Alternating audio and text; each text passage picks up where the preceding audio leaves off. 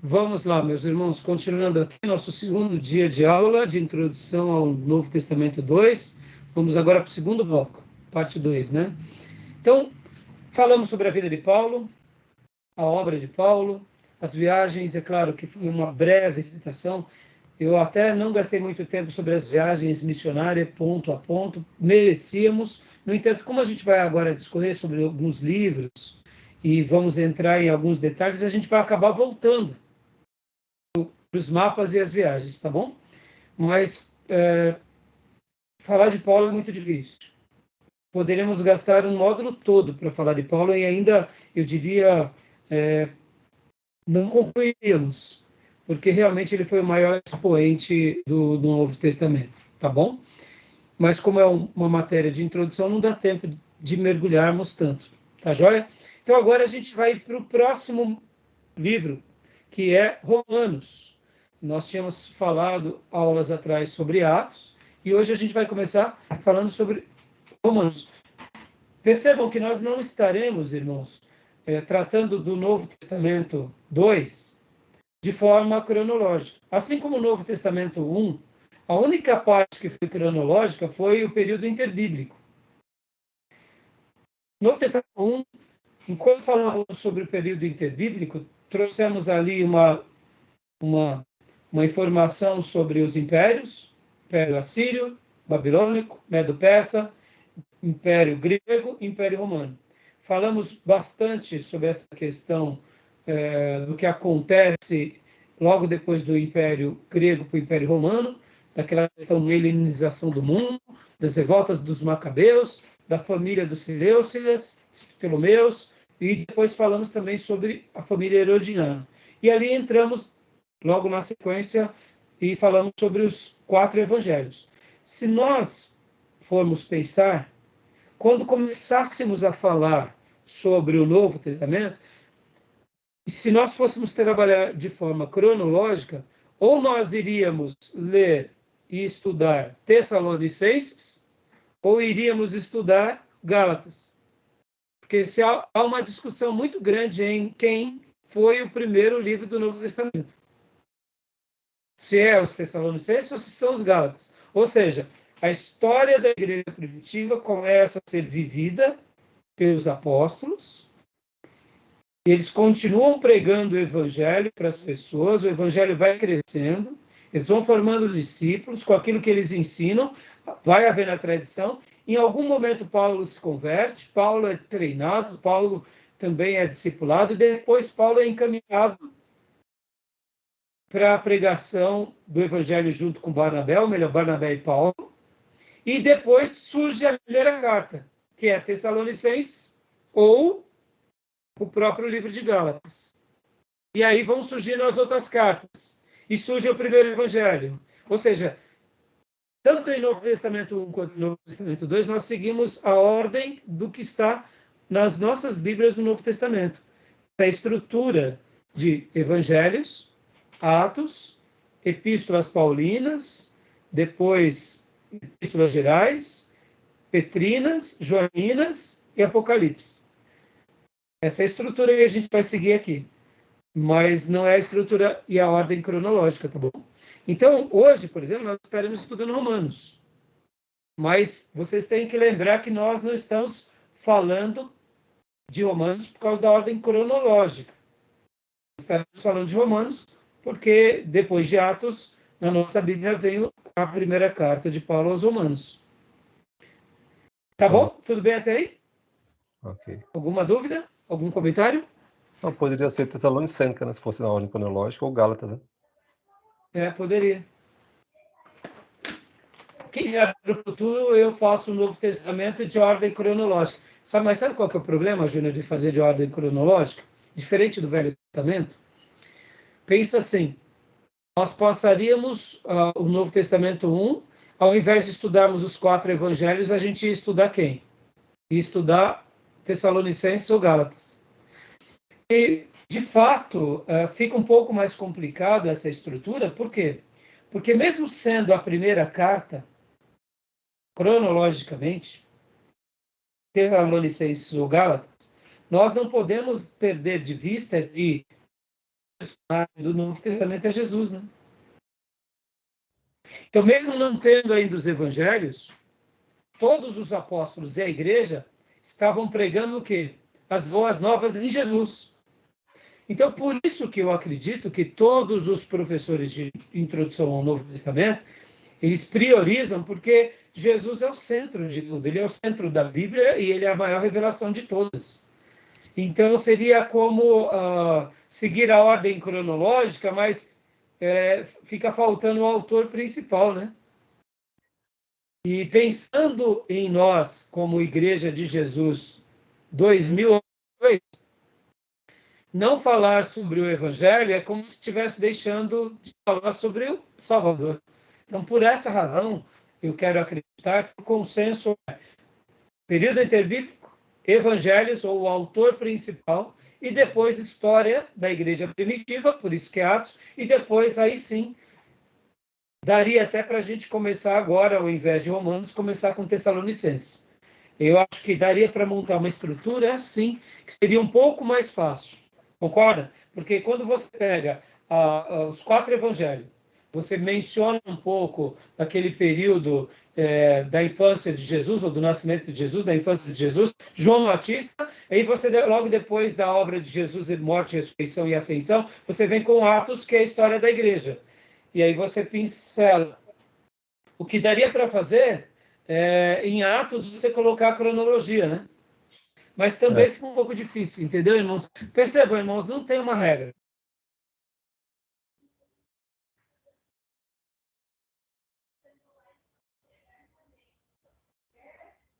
Essa questão cronológica, tá bom?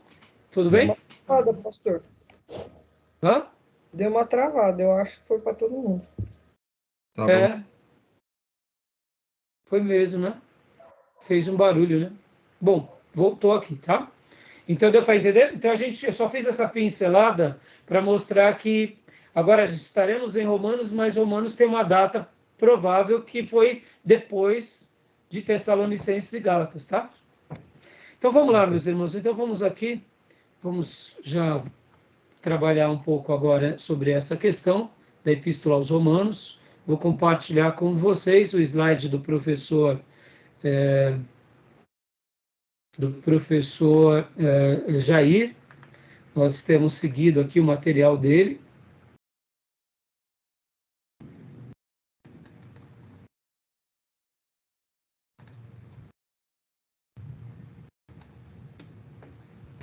Vou compartilhar com vocês.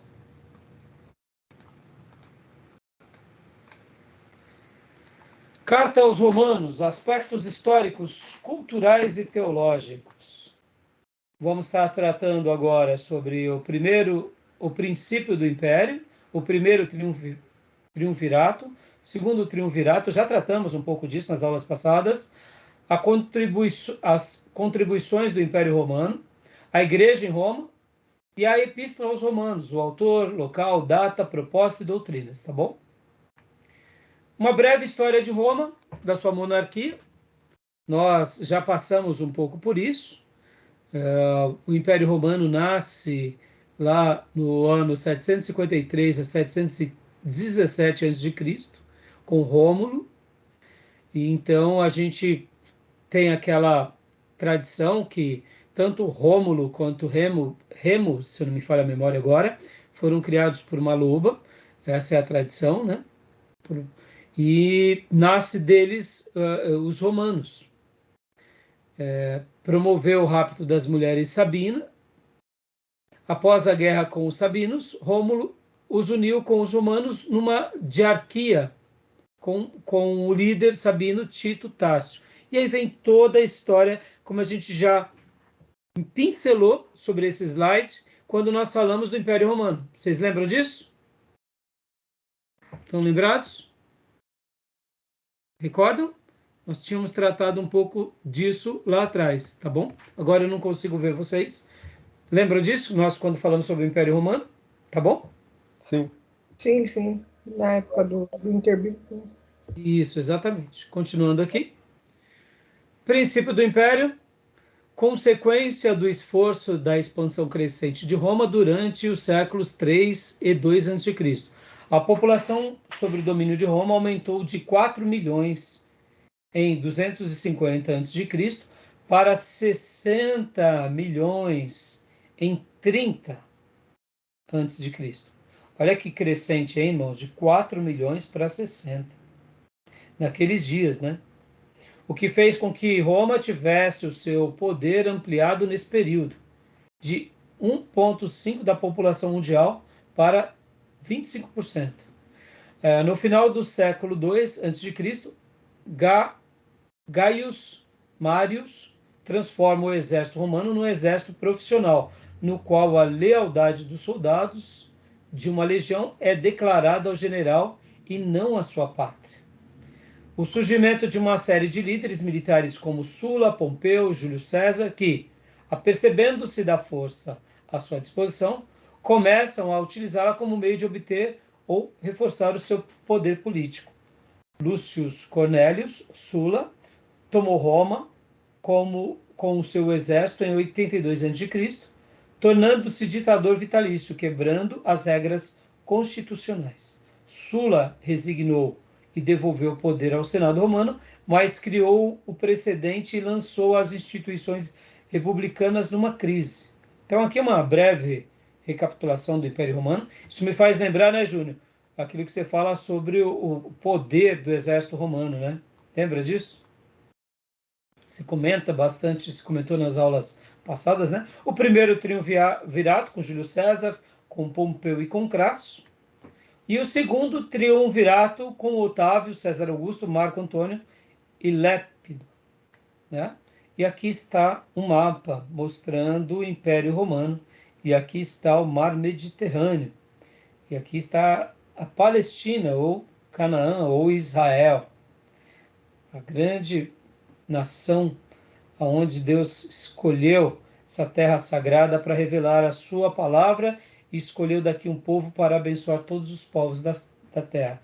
E aqui estamos hoje. Então, olha como que realmente nós vemos o tamanho, né, do Império Romano, sempre às margens do Mediterrâneo. Contribuições do Império Romano. Pax Romana, do ano 30 a.C. até 180 d.C., início em Octaviano Augustus, época de paz e prosperidade do Império, que se estendeu da Gália até o Eufrates.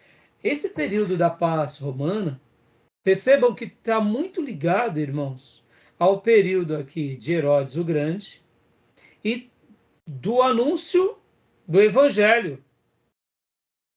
Interessante, não? Nós temos a destruição do templo com 70, com o general Tito, que depois torna imperador.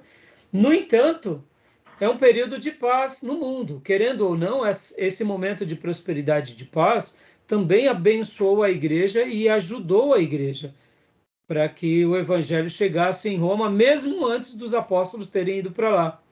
É uma época de paz e prosperidade do império que se estendeu da Gália até o Eufrates. Roma se transformou de uma cidade de tijolos em uma cidade de mármore, né, e de grandes edificações. São os romanos que até desenvolvem a tecnologia, irmãos, de argamassa, né? Podem ver que as colunas romanas, no Império Grego já tinha isso, mas eles aprimoram mais ainda, né?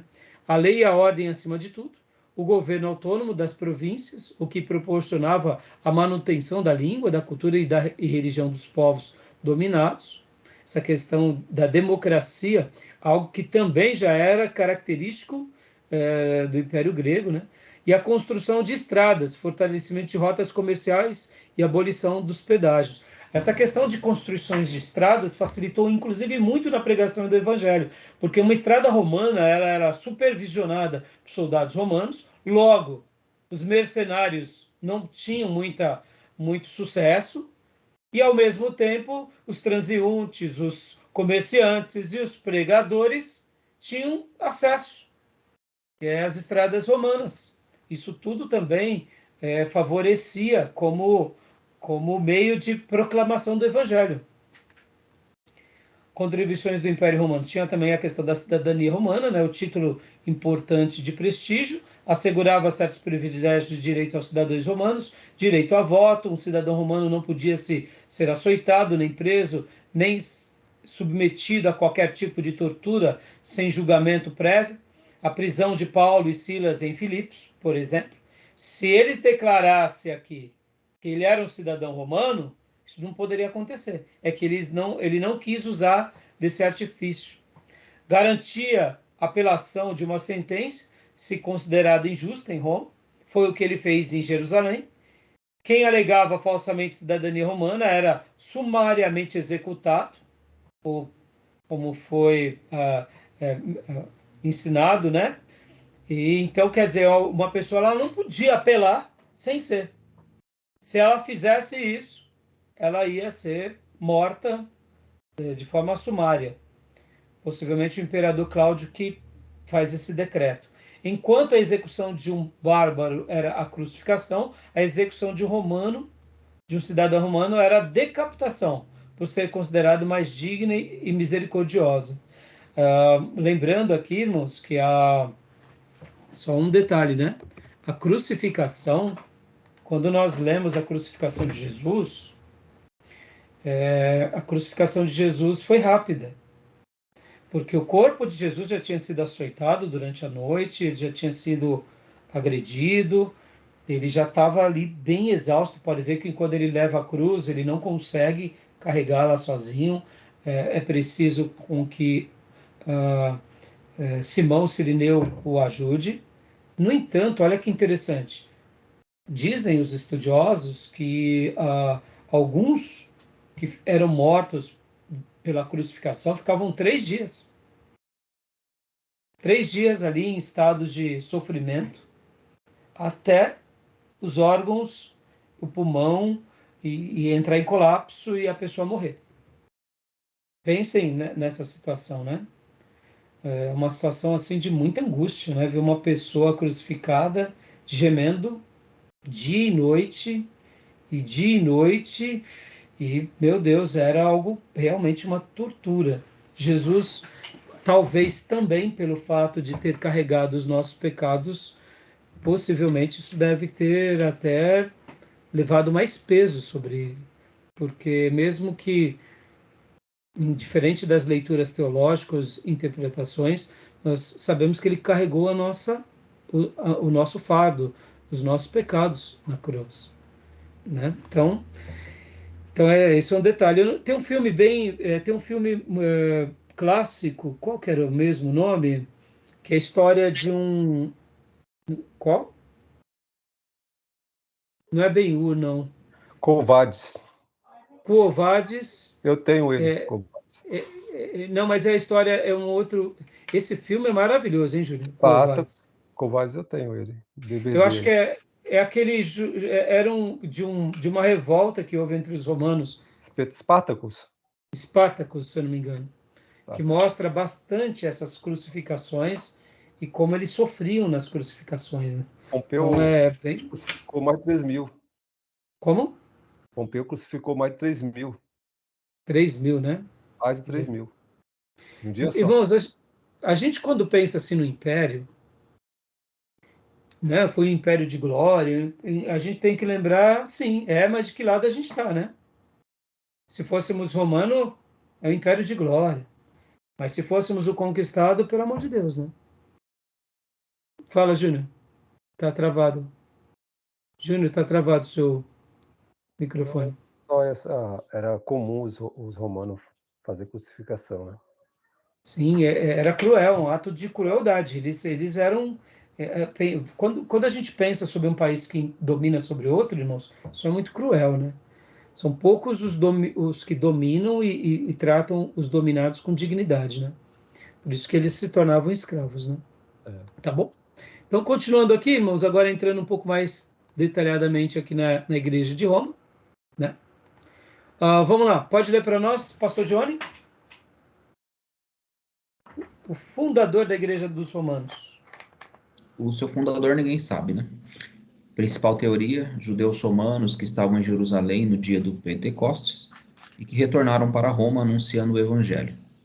Somos partos, medos, elamitas e os naturais da Mesopotâmia, Judéia, Capadócia, Ponto e Ásia, da Frígia, da Panfilha, do Egito e das regiões da Líbia, nas imediações de Cirene e Roma, e aqui residem tanto judeus como prosélitos, cretenses e árabes. Como os ouvimos falar em nossas próprias línguas as grandezas de Deus. Atos 2, do 9 ao 11. Joia, olha o poder da evangelização, irmãos. Eles voltam convertidos, possivelmente logo depois que começam as perseguições, alguns possivelmente também foram para Roma, e lá, sem uma liderança necessária estabelecida, eles se organizam como igreja e já começam a compartilhar o evangelho e já se torna uma comunidade forte. Olha que coisa fantástica isso, né, irmãos? Quando a gente pensa que essa comunidade, ela recebe assim, uma origem, literalmente, pelo ajuntamento dos cristãos que vão para lá e que lá se estabelecem. Pastor, quanto tempo depois do Pentecoste? A gente vai estar vendo tudo isso, mas você vê, é uma coisa muito interessante quando a gente pensa um pouco sobre essa questão do poder de Deus conduzindo os seus servos, conduzindo os seus filhos, né? Sobre essa questão, irmão, você vê, a igreja, irmãos, sempre deveria ser algo mais ou menos assim. Uma comunidade de cristãos cheios do Espírito Santo, se reunindo agora para compartilhar a grandeza de Deus e o Evangelho de Jesus. Sem uma disputa, sem o tribalismo, sem aquela questão, eu sou o pastor, você é o seminarista, fica quieto, vai para o seminário, porque aqui quem manda sou eu. Pode ver que essa igreja, ela se torna uma igreja célebre, sem uma liderança forte num primeiro momento. Não tem um pastor... Se reúne em casa, né? Exatamente. Não tem um pastor necessariamente, vamos dizer assim, um apóstolo, para poder falar assim, olha, eu que comecei esse trabalho. Ela nasce, ela acontece. E Paulo, como o chamado dele era com os gentios, aí onde entra a vocação de Paulo para os romanos. Percebam que, irmãos, deixa eu até gastar um minuto aqui falando algo para vocês. Quando nós estudamos teologia sistemática em eclesiologia, nós aprendemos sobre vários sistemas de governo. Por exemplo, a Igreja Batista ela tem um formato, uma organização. A Igreja Metodista tem um formato, tem uma organização. A Igreja Anglicana tem um formato, tem uma organização. A Igreja Luterana também. Os assembleianos também. Então, existem várias divisões entre o povo de Deus, ou vários estilos de administrações de igreja. Uns são democráticos, outros são congregacionais, democráticos, outros são episcopais. Qual é o melhor sistema de governo? Quando fazemos essa pergunta na classe, é muito legal, porque um seminário que recebe várias denominações, o assembleiano vai dizer que é o episcopal, porque dentro da Assembleia de Deus é um sistema de governo parecido com o episcopal. Tem o líder nacional ou mundial, depois tem o líder da nação e depois tem os líderes estaduais e depois tem os setores. E esse pastor presidente é aquele que coordena tudo. Aí um presbiteriano, quando você fala qual é o melhor sistema de governo, ele vai falar assim, não, eu não gosto do sistema episcopal, eu prefiro o presbitério. Porque são grupos de pastores que se reúnem para tomar as decisões da igreja. Aí você pergunta para o batista ou para o congregacional, eles falam, não, o melhor sistema de governo é o democrático. Porque é por meio da igreja que a gente escolhe o pastor. É a democracia. E aí eu pergunto para vocês, qual é o melhor sistema de governo? Então, olha só que interessante, irmãos. Geralmente, quando eu faço essa... Bom, já demonstrando aqui, tá, irmãos? Como batistas, então aqui já vou fazer Eu vou puxar a brasa para minha sardinha, tá? É o democrático, tá? Mas assim, Assembleia. agora... Não, entendeu? Já vou puxar. Mas assim, agora, eu gosto de ensinar no seminário isso, irmãos. Eu falo, não há um sistema de governo perfeito. Há o que é melhor e há o que não é tão melhor. É o menos melhor. É um, há o que é melhor e o que não é tão bom. No entanto, olha que curioso. Em alguns momentos da história da igreja, esses que parecem que não são tão bons, eles são protagonistas. Por exemplo, John Wesley, com o sistema de governo episcopal, no momento de avivamento, ele consegue unir debaixo dele uma liderança tão pujante, e aquilo que era bom se torna extraordinário. Olha que interessante. Então, em alguns momentos da história da igreja, aquelas lideranças se tornam mais... Já os batistas, com a sua democracia, em momentos de crises, de apostasias, de heresias, por serem democráticos, eles debatem mais. Então, a heresia não tem muita força, porque aí tem mais discussão. Porque se o líder está se desviando, ele não consegue introjetar no meio democrático as suas ideias. O povo batista ele vai se pulverizar, ele vai se multiplicar em vários pensamentos. Então, olha que interessante, já em um período de apostasia, de heresia, o povo democrático ele tem uma força imensa. A heresia não consegue entrar com força. Porque quando o líder começa a querer impor, levantam-se outros e outros e outras vozes, e aquelas vozes corretas acabam tendo mais força, e aquele líder... Podem ver, irmãos, o que acontece na Igreja Universal. O Macedo que começa com uma heresia, hoje eles viram praticamente uma seita. Ele começa como igreja, hoje a Igreja Universal é uma seita, quando a gente vai fazer uma avaliação. Olha que loucura. Começo, mas é por quê? Porque é uma liderança de bispo, episcopal. Olha que perigo. Em uma geração nasce uma igreja e na mesma geração vira uma seita. Por causa de uma liderança corrompida. Se é uma liderança democrática, ele não consegue, porque há uma há uma multiplicação, entendeu? Então, o que eu quero falar com isso? A Igreja dos Romanos, a gente sabe que aqui o contexto é a Igreja Apostólica, a liderança apostólica. Mas, e aí, concluindo meu ensino em eclesiologia, eu falo o seguinte, que a melhor liderança que existe é a liderança onde todos são cheios do Espírito Santo.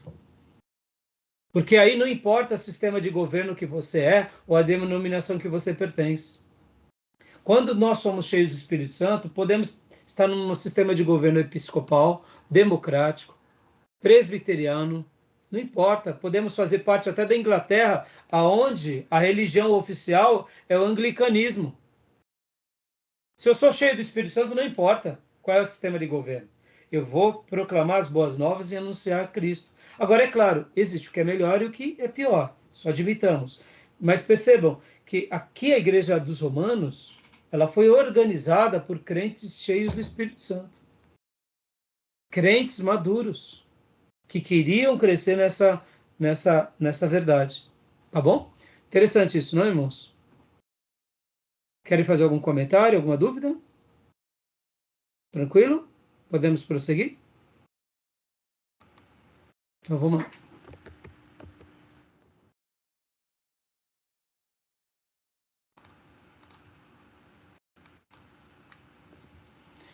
Então, pode ler para nós, pastor Johnny, por favor? Paulo claramente indica que a igreja já estava estabelecida. Primeiramente, dou graças a meu Deus, mediante Jesus Cristo, no tocante a todos vós, porque em todo o mundo é proclamada a vossa fé. Romanos 1:8. Porque não quero, irmãos, que ignoreis que muitas vezes me propus ir ter convosco, no que tenho sido até agora impedido, para conseguir igualmente entre vós algum fruto, como também entre outros gentios. Romanos 1:13. Ou seja, Paulo menciona que já está tudo tá redondinho lá. Paulo só queria agregar algo a mais para eles e na vida dele. Mas estava funcionando. Irmãos, isso daqui é uma obra poderosa do Espírito Santo, é ou não é? Isso é maravilhoso, irmãos. Continua, pastor. Por favor.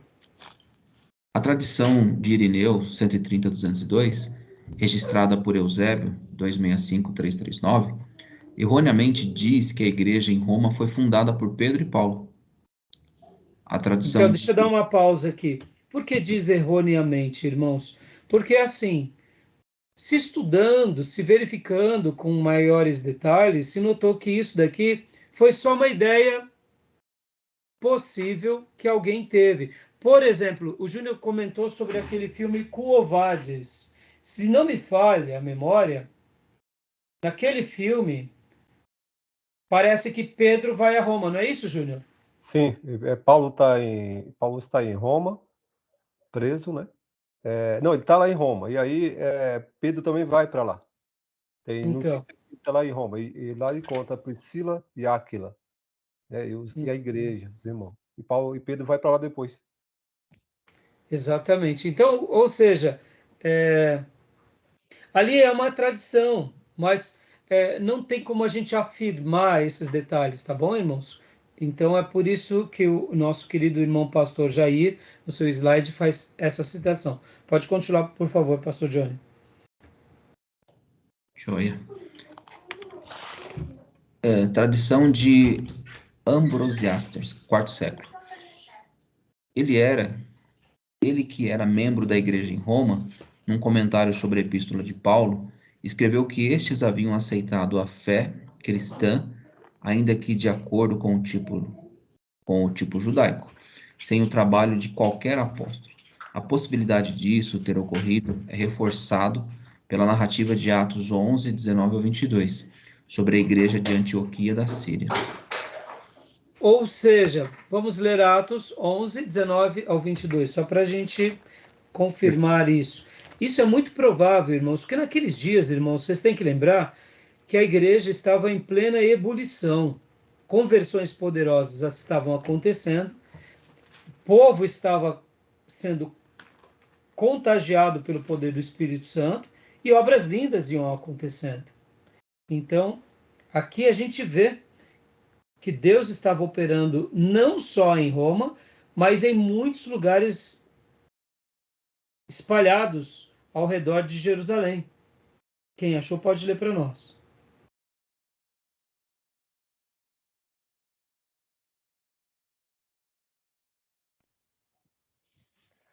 E os que foram dispersos pela perseguição que aconteceu por causa de Estevão, caminharam até a Fenícia, Chipre e Antioquia, não anunciando a ninguém a palavra senão somente aos judeus. E havia entre eles alguns homens chíprios e sirinenses, os quais, entrando em Antioquia, falaram aos gregos, anunciando o Senhor Jesus. E a mão do Senhor era com eles, e grande número creu e se converteu ao Senhor. E chegou a fama dessas coisas aos ouvidos da igreja que estava em Jerusalém, e enviaram Barnabé a Antioquia. Tá bom, até aí. Obrigado, Júnior. Você vê que Barnabé, no primeiro momento, ele está em que igreja, irmãos? Jerusalém. Jerusalém. Então, você vê, a palavra está sendo espalhada. Sim. E isso aconteceu em todos os lugares, né? Pode falar, Júnior.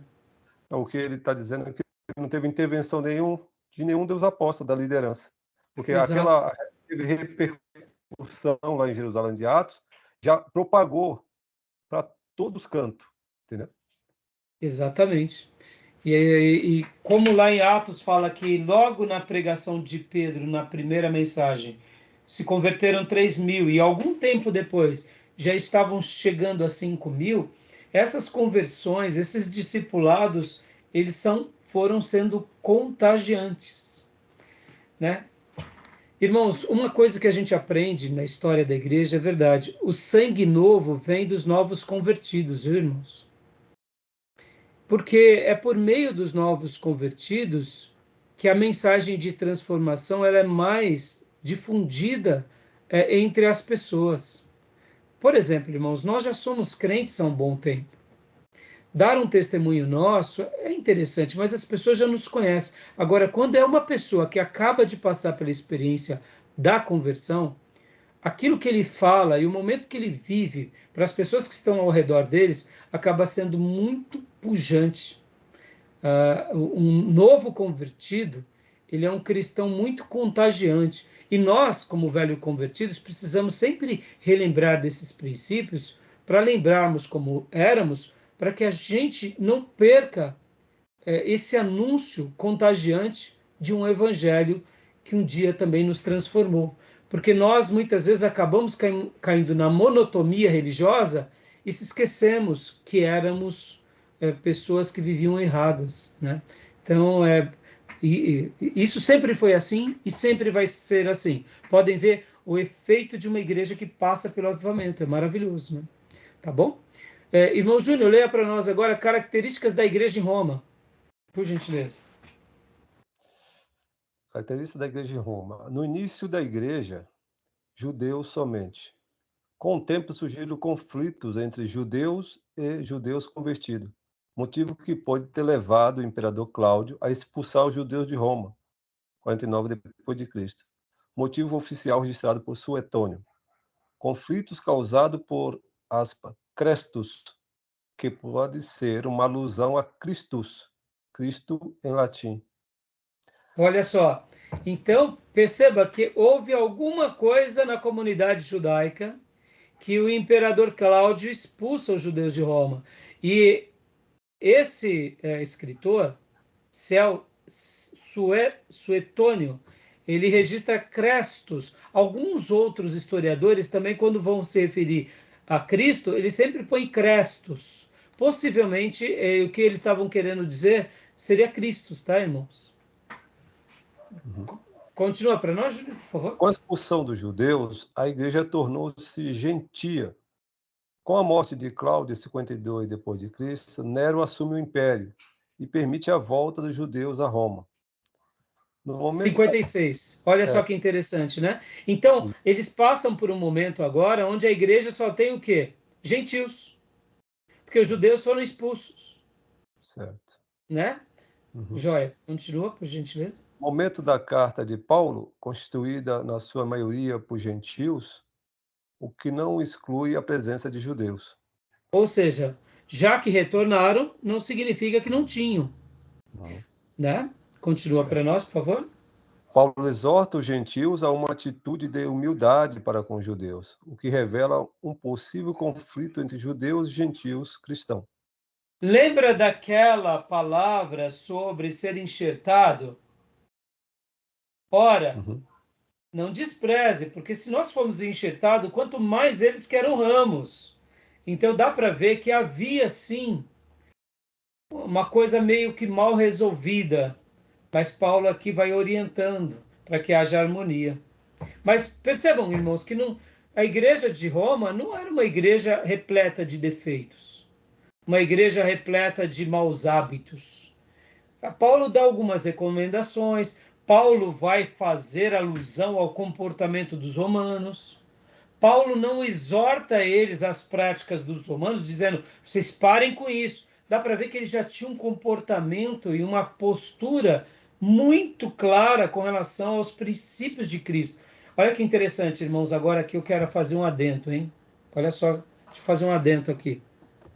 Essa questão que a gente está enfrentando, inclusive, eu não sei se vocês viram, semana passada, o pastor André Valadão pregou sobre Deus odeia o orgulho e fez uma mensagem lindíssima, que inclusive eu utilizei essa mensagem do pastor André Valadão. Se vocês não viram, eu vou pôr o link para vocês no nosso grupo de WhatsApp, para que vocês assistam.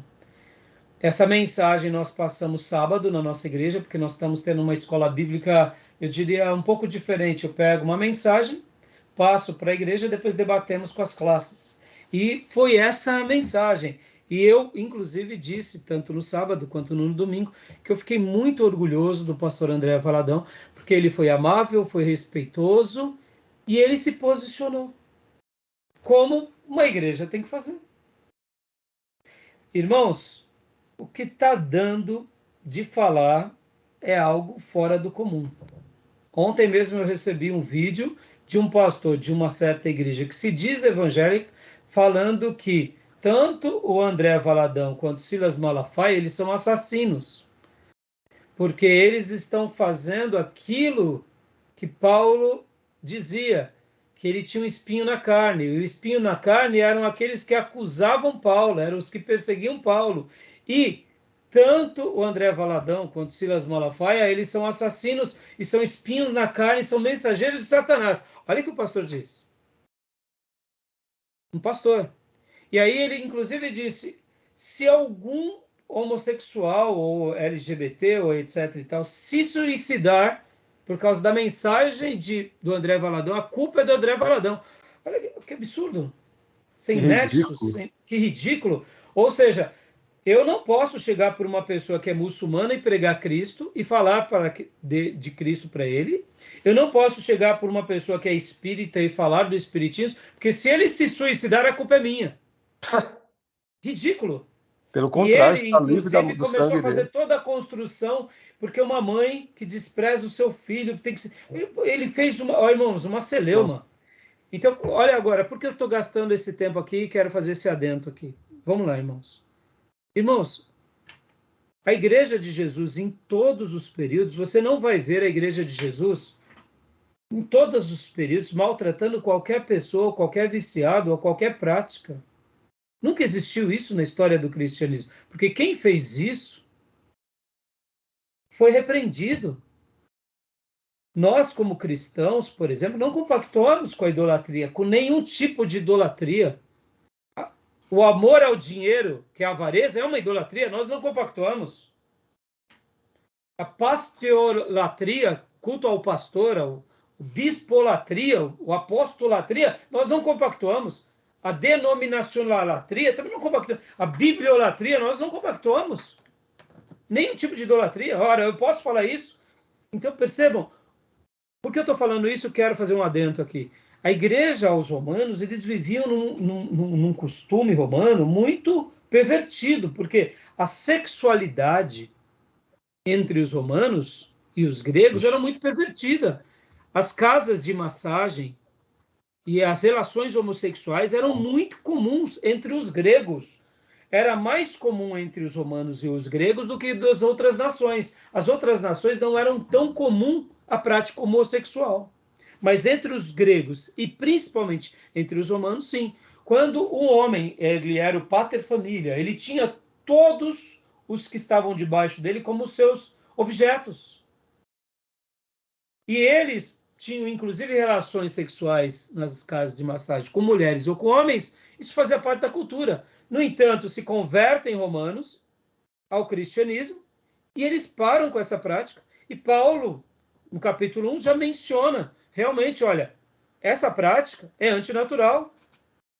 E quem vive esse princípio está sendo entregue às suas próprias paixões. E Deus o condenará. E a igreja aos romanos, mesmo sem um pastor e apóstolo, eles andavam na contramão do mundo. E eram resolvidos.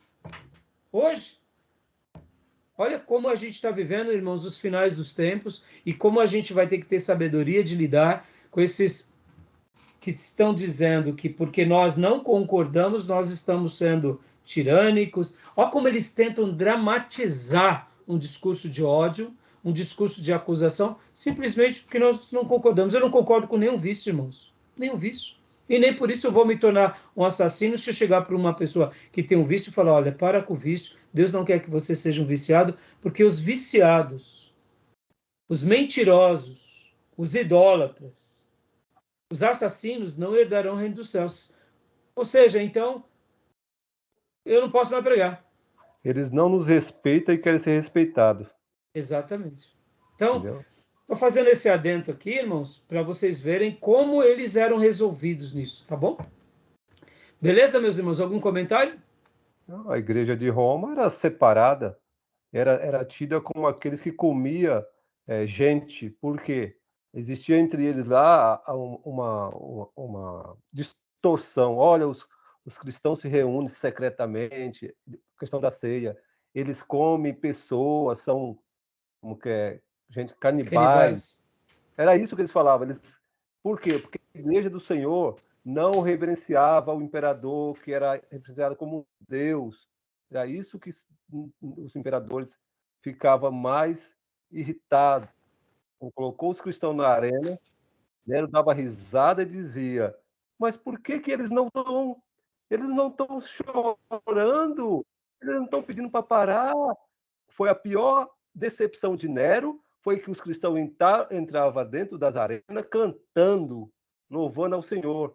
Isso acabou com Nero, porque ele queria que eles invocassem clemência, reverenciassem o imperador. E o cristão ali, ó, fiel ao Senhor. E é isso que tem que ser o cristão. Não se dobrar diante desses efeminados, desses que querem trazer de volta a sodomia, a podridão, a devassidão. E detalhe, né, Júnior? Olha que interessante. Nesse filme retrata bem, quando formos estudar a história da igreja, irmãos, tem um livro do Justo Gonzalez que fala a Era dos Mártires. Além de tudo, muitos desses que eram jogados nas arenas para serem devorados pelas feras, eles começavam a cantar louvores. Ou seja, eles cantavam louvores, enquanto um estava sendo deslacerado, eles estavam cantando. Então, por isso que os romanos se convertiam também. Porque como pode alguém estar indo morrer como uma ovelha no matadouro e está adorando esse tal de Crestos, que dizem que é Senhor? Só pode ser alguém especial, pelo qual eles não estão dando mais valor à sua vida, estão dando mais valor à vida do tal de Crestos. Interessante, Covardes. Né? Covardes tem essa parte aí. É maravilhoso, né, Júnior? É uma coisa maravilhosa, é um clássico. É um clássico. Então, tudo bem? Querem fazer mais algum comentário? Maísa, Cleusa, Johnny? Tranquilo? Então, vamos lá. Continuando aqui. A igreja de Roma... Opa, não compartilhou, né?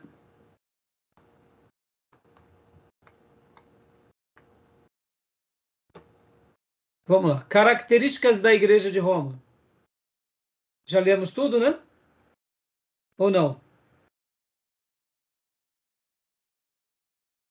Não lemos tudo? Lemos essa última parte aqui, Júnior, ou não? Leu. Que Paulo exortou o gentil por cada... Isso, tá certo. Isso. Leu. O autor, então. Quem é o autor? Continua lendo para nós, Júnior. A autoria de Paulo já era citada no século II. Tertuliano, século III, já aceitava a autoria de Paulo como tradição. Das 13 cartas atribuídas a Paulo, 4 são aceitas universalmente, principalmente devido à semelhança de estilo. Romanos, Gálatas, 1º e 2º Coríntios. Opa, então aqui vocês já viram uma coisa muito interessante. Tanto a tradição da igreja, quanto o estilo literário é muito forte nessas cartas. Então, Paulo fica bem claro e contundente aqui, tá bom? Como pode continuar? A quem negue a autoria de Paulo, Loman, Slack e os acadêmicos holandeses, At Robertson, Image Verbalis em El Novo Testamento. Seguidores liberais da escola de Tubige, né? Seguidores de F.C. Bauer, A.T. Robertson, Imagens Verbais do Novo Testamento. É aqui alguns que questionam, né? Essa questão da autoria. A origem, local de composição, da onde Paulo escreveu a carta aos Romanos. Pode continuar, Júnior. Origem Corinto, né? Evidências internas que apoia a origem em Corinto.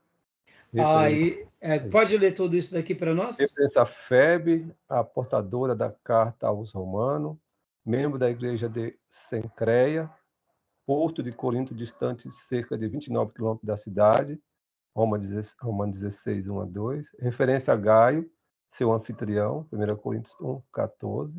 E referência a Erasmo, Atos 19, 22 e 2 Timóteo 4, 20. Ou seja, aqui também temos evidências internas de que foi Paulo. Pelo fato de ele estar citando, inclusive, aqui essas citações, tanto em Romanos 16 como em 1 Coríntios 1, e aqui também essas referências de Atos e Timóteo. Agora, deixa eu fazer um comentário aqui. Aí, eu não cheguei lá, mas eu vou chegar. Como era a cidade dos corintianos? Vamos lá. Vamos fazer uma breve citação aqui. Tem um livro chamado Derrota Corintiana. Tem um Ah, livro. é? Tem. Eu tinha ele perdido. Ah, É um livro do Caio Fábio, é um livreto. Ele tem um título, Derrota Corintiana. entendi. O título, o Caio Fábio sempre foi muito bom com títulos, né? No sábado, um irmão até falou para mim sobre ele, falou, pastor, ele está assim, fora de si, né, o Caio Fábio. Eu falei, irmão, ele já está há muito tempo, né? Agora está pregando até sobre OVNIs, ele me disse. Eu falei, irmão, depois que o Caio Fábio voltou, ele nunca mais voltou a ser o mesmo. E esse Perturbado. irmão, no passado, ele até chegou assim, acompanhar um pouco o Caio Fábio e falar para ele, cuidado, irmão, cuidado. E graças a Deus ele, vamos dizer assim, né? Deus abriu os olhos dele. Mas eu não posso negar que é um homem inteligente e é um homem que, infelizmente, é outro. Você pega as mensagens do passado, os livros do passado e vê o que ele tem feito, pregado e ensinado, são... a pergunta que fica é o mesmo homem? Como pode isso acontecer? Irmãos, isso nos dá medo, tá? Isso nos dá medo. Isso nos dá medo ver isso, ver o Ricardo Gondim onde está, o Ed René onde está. Isso nos dá medo, tá? Nos dá Virou um hippie em medo. decadência. Hã? Virou um hippie em decadência. Isso nos dá medo. Nos dá medo porque, Pastor Johnny, eu não sei se você chegou a ver vídeos do Caio Fábio antigamente. Não? Não, sim, e concordo com o senhor, tá? Eu conheço, vi vídeos no passado, recentemente vi algumas coisas novas, e assim. Inclusive, eu vi um podcast que ele participou, tá ele, um judeu e um sheik. Vergonhoso. Então, falou a palavra correta. Eu confesso para vocês que logo depois da retomada dele, eu pensava, não, ele vai voltar. E aí eu comecei a acompanhá-lo e eu vi que ele estava estranho. As posturas dele, a postura dele sempre criticando, se tornou amargo, se tornou... Eu falei, nossa, ele não está legal. E aí isso logo depois do retorno dele, eu vi que ele só tinha crítica, um linguajar pesado. Eu falei, não dá para acompanhá-lo mais. Alguém já disse uma frase muito interessante, que ele diz que ama o noivo, mas esfaqueia a noiva, né? Então, assim, e o pior de tudo, nessa época do retorno do Caio Fábio, o Ed René e o Ricardo Gondim questionavam eles. E, de repente, a gente vê ambos se enveredando. E, inclusive, eu vi também ontem um líder da igreja do Gondim fazendo uma crítica veemente ao André Valadão. Algo horrível. Eu falei, pelo amor de Deus, onde chegaram os nossos irmãos? Irmãos, no ano 2000, 98, 99, 2000, eu participei de um congresso Batista Nacional em Serra Negra, onde os oradores principais eram Ed René e o Ricardo Gondim. Eu tenho as fitas cassete. Mensagens maravilhosas, bíblicas, postura, críticas, mudaram demais. Eu Isso me coloquei dá lá medo, viu, irmãos? Isso dá medo. eu coloquei num grupo, vocês vão chegar a ler. Eu coloquei lá de uma irmã, uma argumentação dela muito boa sobre o Goldin. Nossa, muito boa. Se quer Então, alguém quiser ler, ela é excelente. joia. E assim, isso é tudo para a gente abrir os olhos. Agora, eu só queria fazer essa citação. Romanos foi escrito da cidade de Corinto. No versículo por versículo de Champlin, nos comentários que Champlin faz, ele diz que os poetas romanos, quando mencionavam a cidade de Corinto, eles diziam que Corinto conseguia unir o pior de todas as culturas. O pior dos gregos estava em Corinto. O pior dos romanos estava em Corinto e o pior de todas as demais nações estava em Corinto. E ele dizia, esse poeta, que eu não quero passar lá por nada na minha vida. Olha que interessante. Pense no lugar onde o pior de tudo está lá. Agora eu digo, olha que interessante. Paulo está lá. Se o homossexualismo era grande nas cidades gregas e romanas, em Corinto era pior. porque lá tinha o que? O templo de Afrodite. Quem era Afrodite? Era a deusa da sexualidade, traduzindo em outras palavras. Só para vocês terem uma ideia, lá em Corinto havia esse templo, onde havia 1000 prostitutas cultuais, 1000 oficiais, aonde cenas de sexualidade eram praticadas. E por ser uma cidade portuária, e uma cidade importante por ser portuária, os homens chegavam e já iam cultuar no templo de Afrodite. Paulo vai para essa cidade, nessa cidade, que é 1000 vezes pior do que os romanos, se posiciona, não se corrompe, ganha pessoas, e ainda dali, ele não se contamina com a cidade, mas escreve uma mensagem poderosa que a gente tem como quinto evangelho, que é a mensagem, a carta aos romanos. Dá para imaginar como esse camarada foi cheio do Espírito Santo? Ele não se contamina, ele ganha pessoas, cria uma igreja problemática? Era, mas era a igreja que ele tinha. E ali ele faz essa obra brilhante, que é o livro de Romanos. Dá para imaginar? Então, fiz questão de deixar isso como uma fala aqui, para a gente até fechar esse bloco, porque, irmãos, não importa o lugar que a gente está. Se formos cheios do Espírito Santo, a gente vai andar na contramão e Deus nos usará para ganharmos vidas e para fazermos obras notáveis. Paulo fez isso na cidade dos corintianos. Ele escreve uma carta aos romanos, uma carta cheia de unção. A impressão que dá é que Paulo estava num lugar assim, quase que o terceiro céu. Concorda? Para escrever Romanos. Uma reflexão apurada no meio de teólogos, de uma irmandade espirituosa. Não. A igreja dos corintianos era terrível. O povo era mundano, pecador, toda sorte de pecados e paixões. E Paulo está aqui, em comunhão plena com Deus, escrevendo uma carta, uma das mais fantásticas sobre o poder de Deus, sobre a eleição, sobre a salvação, sobre doutrina. Meu irmão, como esse homem é extraordinário. Tá bom? Estou fazendo isso porque quando eu preguei 1 Coríntios, isso me marcou demais.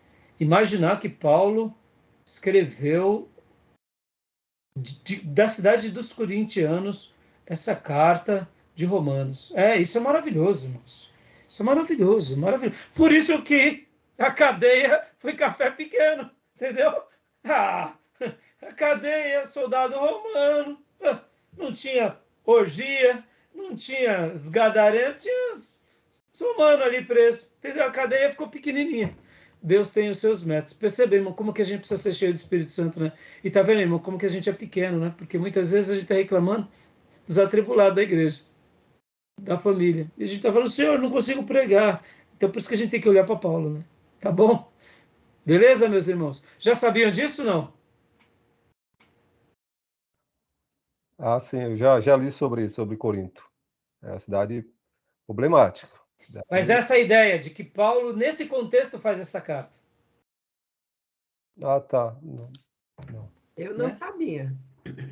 Então, eu fiz questão de deixar esse destaque, porque são pequenos destaques que a gente aprende e passa para os irmãos, que isso é um consolo extraordinário para a nossa vida.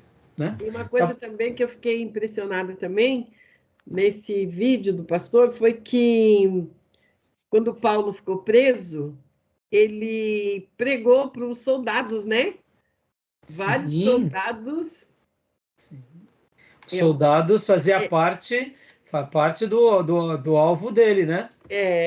Então, a guarda pretoriana, o pretório, as guardas principal. Por isso que também, além do evangelho já ter chegado entre judeus e gentios, agora chegou na corte.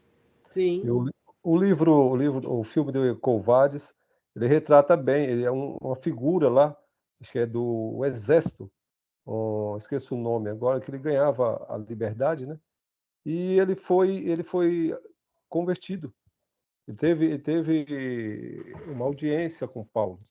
Então, depois passa para nós o filme também, viu, Júnior? Porque para os irmãos conhecerem essa obra. Irmãos, Faltam alguns slides, eu sei que a hora já se avançou um pouco, mas eu vou precisar de mais uns 10 minutos, tudo bem? Para a gente... Então, vou concluir aqui esse fechamento e a gente vai continuar ainda a Epístola dos Romanos, tá bom?